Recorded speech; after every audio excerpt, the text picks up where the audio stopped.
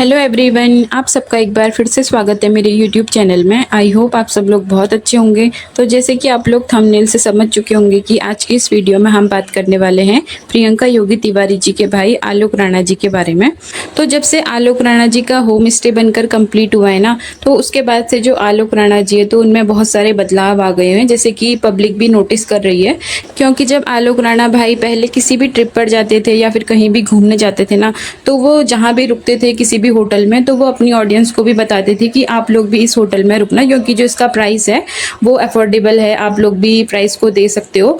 तो वो सस्ते होटलों के बारे में अपनी ऑडियंस को बताया करते थे। लेकिन जब से आलोक राणा भाई का होम स्टे बनकर कंप्लीट हुआ है ना, तो उसके बाद उन्होंने अपने होम स्टे का प्राइस इतना हाई कर दिया, तो उनकी ऑडियंस बहुत सारी ऐसी थी जो नाराज हो गई थी। क्योंकि आलोक भाई की बहुत सारी ऑडियंस ऐसी भी होगी जो मिडिल क्लास फैमिली से बिलोंग करती होगी। तो भाई मिडिल क्लास फैमिली के पर नाइट के 3000 देना या फिर 5000 रुपीज़ देना कितना ज़्यादा मुश्किल रहता है भाई, ये तो वही जानते होंगे जो मेहनत से रुपया कमाते होंगे। तो भाई उनके लिए ये प्राइस देना वाकई मतलब इम्पॉसिबल था। तो वो लोग, बहुत सारे लोग ऐसे थे जो नाराज़ हो गए थे और जिनका सपना था आलोक भाई से मिलने का, क्योंकि ऑडियंस का मन होता है कि वो अपने फेवरेट ब्लॉगर से जाकर मिले, उनके घर पर स्टे करें। तो भाई जो आलोक राणा भाई है ना, तो उन्होंने अपने जो मिडिल क्लास सब्सक्राइबर्स हैं तो उनके सपनों को भी चकनाचूर करके रख दिया एक तरह से। क्योंकि उनका जो प्राइस था भाई वो इतना हाई है, वन नाइट का 3000। अब कोई भी पहाड़ जाएगा तो भाई वो ऐसा तो है नहीं कि आज जाएगा और कल को वापस आ जाएगा। अब वो कहीं उनके वहाँ घूमने के लिए जाएंगे तो भाई लोग तो कम से कम वो 3 या 4 दिन तो रुकेंगे ही, क्योंकि एक दिन में तो पहाड़ों में घूमना वैसे भी पॉसिबल होता नहीं है। क्योंकि अगर आप में से भी कोई पहाड़ गया होगा ना, तो उनको अच्छी तरह से पता होगा, एक तो पहाड़ों में इतना पैदल चलना पड़ता है और पैदल चलने में इतना ज़्यादा टाइम लग जाता है कि भाई ऐसा तो पॉसिबल नहीं है कि हम एक दिन में सारी जगह घूम लेंगे। अब कोई भी उनके होम स्टे में जाके रहेगा आलोक भाई के, तो भाई वो 2 दिन या फिर 3 दिन तो रहेगा ही। अब आप खुद सोचिए, जब एक दिन का प्राइस 3000 रुपीज़ है तो भाई उसके तो 2 या 3 दिन में 10,000 रुपये तक खर्च हो जाएंगे। तो ऐसे में जो इंसान है भाई वो घूमेगा फिरेगा, भाई इंजॉय करेगा, वो क्या ही करेगा, वो तो रुपयों की टेंशन से वैसे भी इंजॉय नहीं कर पाएगा। तो इसी वजह से जो आलोक राणा भाई की मिडिल क्लास फैमिली वाली ऑडियंस है ना, तो वो नाराज़ हो गई थी और उन्होंने यही बोला कि आपने तो हमारे सपनों को चकनाचूर करके रख दिया। हमारा सपना था आपसे मिलने का, लेकिन आपने उस सपने को भी तोड़ के रख दिया। तो इसी वजह से जो ऑडियंस है ना, वो आलोक राणा भाई से उसी दिन से नाराज है। और उसके बाद आलोक राणा भाई ने अपनी ऑडियंस के साथ एक ऐसी बात शेयर कर दी जिसके बाद उनकी ऑडियंस उनसे और भी ज़्यादा नाराज़ हो गई। तो मैं आपको बताती हूँ कि आलोक राणा भाई ने क्या बोला। तो जैसे कि आप लोग जानते हैं कि जो आलोक राणा भाई है ना, वो अभी देहरादून गए हुए थे कुछ ज़रूरी सामान लेने के लिए, अपने होम स्टे के लिए। और उसके बाद जब आलोक राणा भाई अपने गाँव वापस पहुँचे तो भाई उन्होंने अपनी ऑडियंस को यही बोला कि भाई आजकल का जो मौसम है ना, वो उतना भी ख़राब नहीं है। आप लोग अगर पहाड़ों पर घूमने के लिए आना चाहते हैं तो आप लोग आ सकते हैं आसानी से, और आजकल गाड़ियों की भी कोई परेशानी नहीं है और रोड भी काफ़ी अच्छी है। ऐसा कहना था आलोक राणा भाई का। और आप में से कई लोग ऐसे होंगे जो आलोक राणा भाई को काफ़ी पहले से देखते होंगे उनके ब्लॉग्स, तो आप लोगों को ये बात बहुत अच्छी तरह से पता होगी कि जब भी मानसून का सीजन आता था तो आलोक राणा भाई यही बोला करते थे अपनी ऑडियंस को कि भाई आजकल मानसून सीजन है तो आप लोग सावधानी बरतें, ऐसे सीजन में आप लोग पहाड़ों की यात्रा ना करें क्योंकि रास्ता ख़राब है। तो भाई आप लोग अपनी जान को जोखिम में डालकर या फिर रिस्क लेकर पहाड़ मत आइएगा।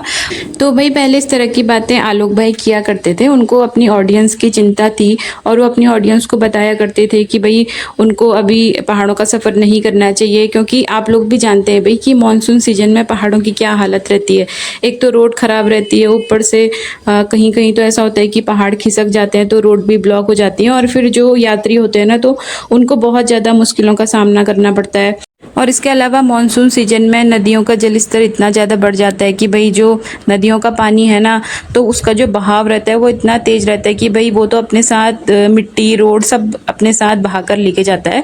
और ऐसे सीजन में जो आलोक भाई हैं वो अपनी ऑडियंस को बोल रहे हैं कि भाई आप लोग आइए पहाड़ में घूमने, और जो रास्ता है भाई वो बिल्कुल भी ख़राब नहीं है और गाड़ियों की भी कोई दिक्कत नहीं है। अगर वो इस तरह का रवैया ऑडियंस के सामने दिखाएंगे, पहले जैसे वो कुछ और बोला करते थे और अब वो कुछ और बोल रहे हैं, तो भाई ऑडियंस को तो यही लगेगा लगेगा ना कि जो आलोक भाई हैं वो बिल्कुल बदल गए हैं, अब उनके ऑडियंस की कोई चिंता नहीं है। उनको बस ये चाहिए कि भाई हमारे होम स्टे में हर दिन मेहमान आते रहने चाहिए और हमारा जो हर दिन का पेमेंट है वो हमको मिलते मिलते रहना चाहिए, भले ऑडियंस को कितनी भी दिक्कत हो आने में। तो मुझे आलोक भाई को यही बोलना है कि भाई आप लोग जो ऑडियंस की जान को जोखिम में डालकर उनको पहाड़ बुलवा रहे हो, तो भाई ऐसा मत करिए। अभी तो मानसून सीजन कुछ टाइम बाद खत्म हो जाएगा, तो भाई ऑडियंस फिर आ सकती है आपके होम स्टे पे रहने के लिए, वहाँ पे स्टे करने के लिए। तो मुझे यही लगता है कि भाई आलोक भाई को थोड़ा ऑडियंस की चिंता भी करनी चाहिए। उनको सिर्फ ये नहीं सोचना चाहिए कि भाई हमारा होम स्टे में गेस्ट आते रहने चाहिए। भाई इंसान की जब जिंदगी है तो ही सब कुछ है।